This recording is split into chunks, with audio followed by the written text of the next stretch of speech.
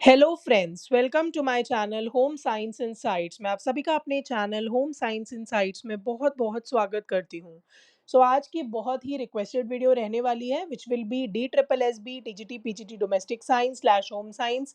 कैसे आप DSSB का एग्ज़ाम क्रैक कर सकते हैं, क्या-क्या स्ट्रैटेजीज़ यूज़ करनी है, सिलेबस कैसा रहेगा, ये सब मैं आपसे पहले भी डिस्कस कर चुकी हूँ। लेकिन अब उसके अकॉर्डिंग सिलेबस के अकॉर्डिंग मैं आपके लिए फ्री क्लास लेकर आना चाहती हूँ, जिसमें मैं आप सबके साथ पूरा सिलेबस डिस्कस करूँगी along with all the detailed questions of that particular syllabus, right? आपकी प्रिपरेशन बहुत ही अच्छे से हो पाएगी क्लास में।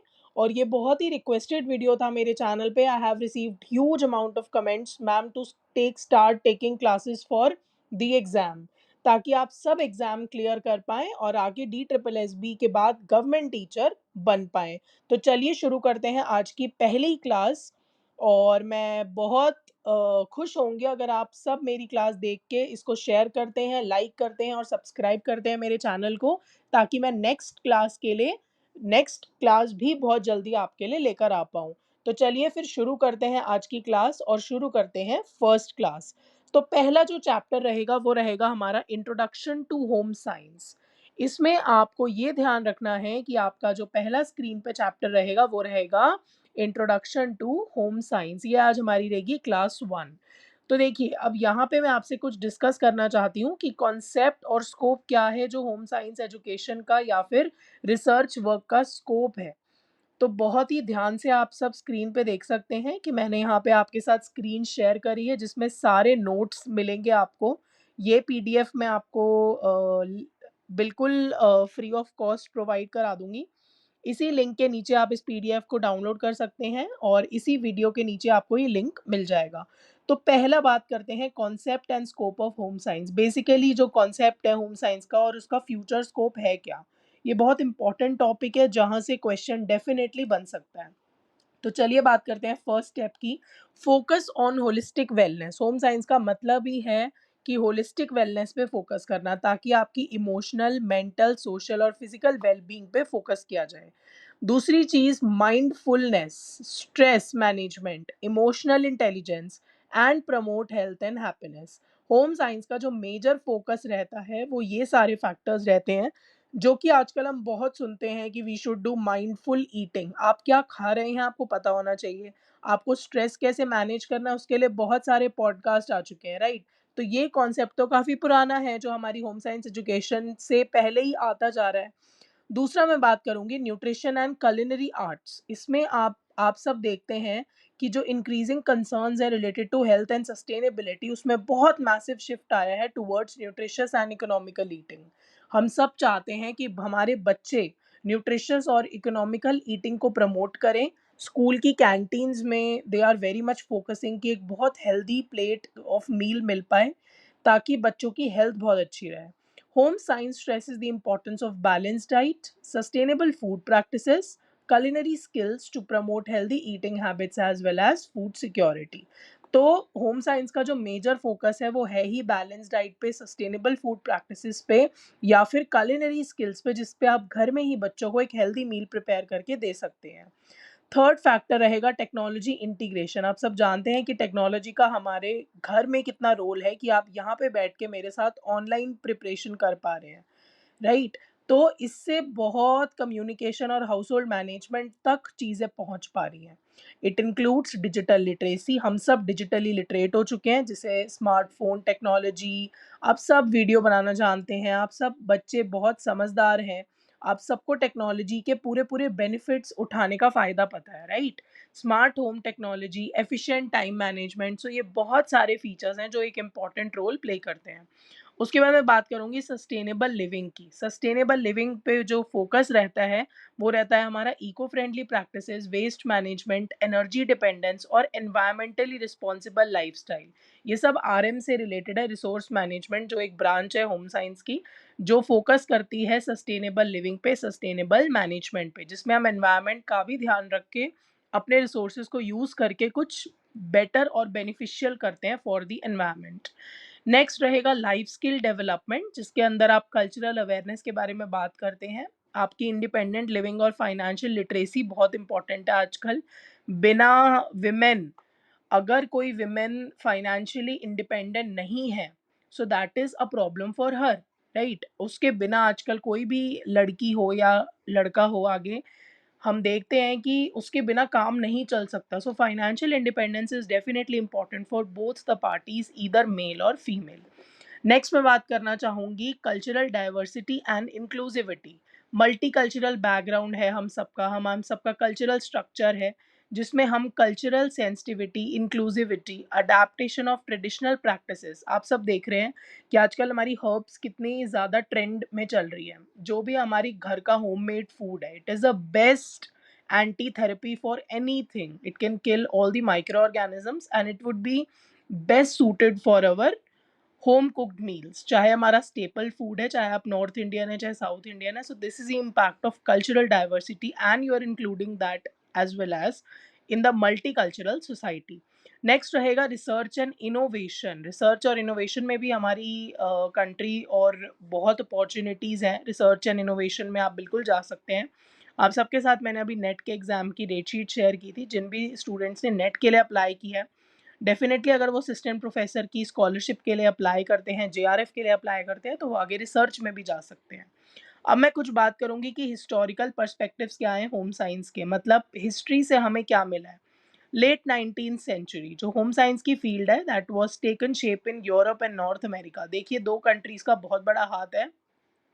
First is Europe and second is north America. Initially उसका डोमेस्टिक इकोनॉमी पे फोकस था, जैसे cooking, swing, child care and family economy, ये सब बचपन से हम देखते आ रहे हैं, लेडीज़ का जो रोल रहता था।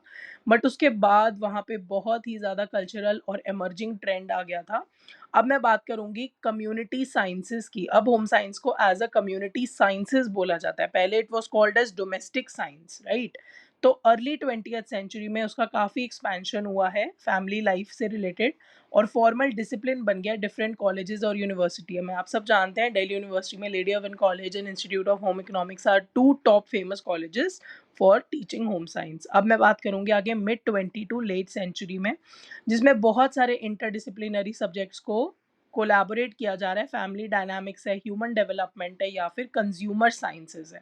तो ये थी आज की मेरी फर्स्ट क्लास। अब मैं बात करती हूँ आगे top 10 questions which are relevant to the syllabus. चलिए, which of the following best describes a recent shift in home science education?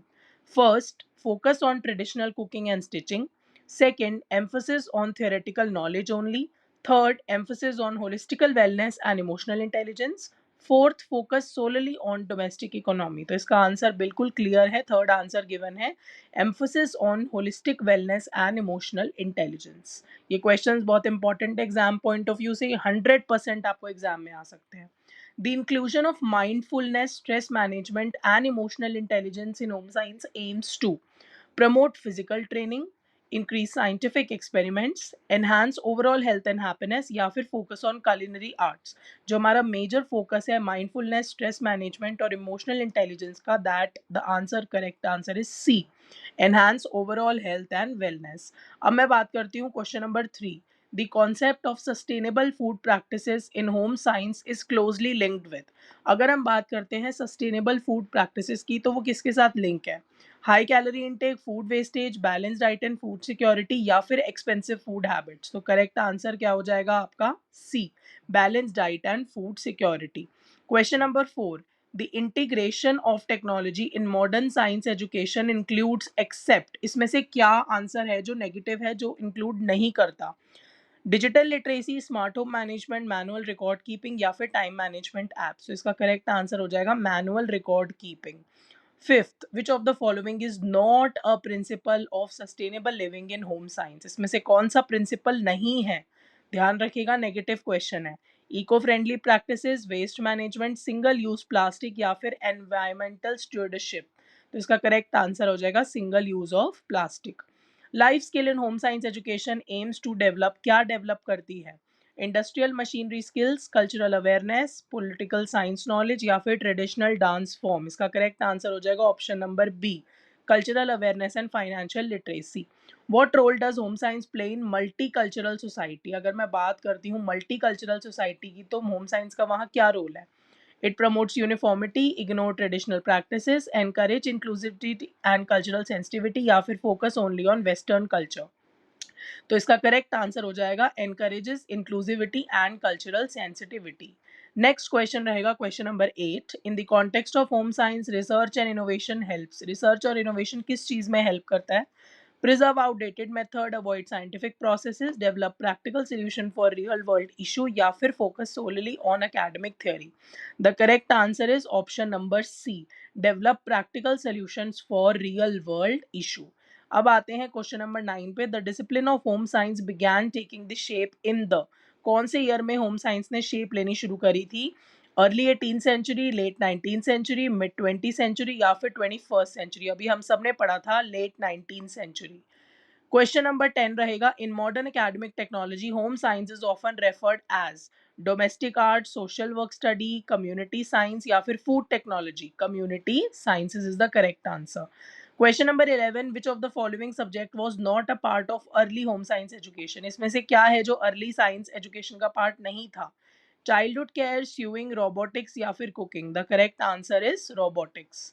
Question number 12. By the mid of 20th century home science started including. 20th century के mid में home science ने क्या include करना शुरू कर दिया था? Legal studies, human development and consumer science, mechanical engineering, या फिर religious study. The correct answer is option number B, human development and consumer sciences. तो चलिए फिर मिलते हैं अगली क्लास में. आज की क्लास के लिए इतना ही. आई होप आपको ये क्लास बहुत अच्छी लगी होगी. इसको प्रैक्टिस करिए. ये सीरीज के क्वेश्चंस मैं डेफिनेटली आपके साथ डिस्क्रिप्शन बॉक्स में डाल दूंगी इसी वीडियो के पीडीएफ, ताकि आप ये सब प्रिंट आउट्स निकाल के प्रैक्टिस कर सके. चलिए फिर मिलते हैं अगली वीडियो में. आज के लिए इतना ही. आई होप आपने इस चैनल की वीडियो को बहुत इंजॉय किया होगा. Do share, spread and like the video. Subscribe the channel for more updates. चलिए फिर मिलते हैं अगली वीडियो में. आज के लिए इतना ही.